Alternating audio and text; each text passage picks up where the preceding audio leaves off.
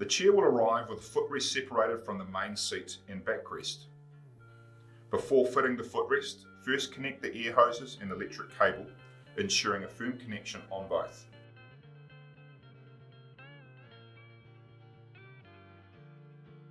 Carefully lift the footrest into place and fit into the hinges.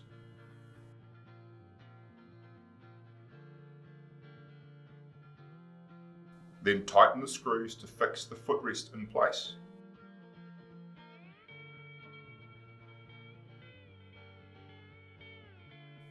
Replace the seat covers, fixing the velcro firmly. Connect the power and the remote control cables.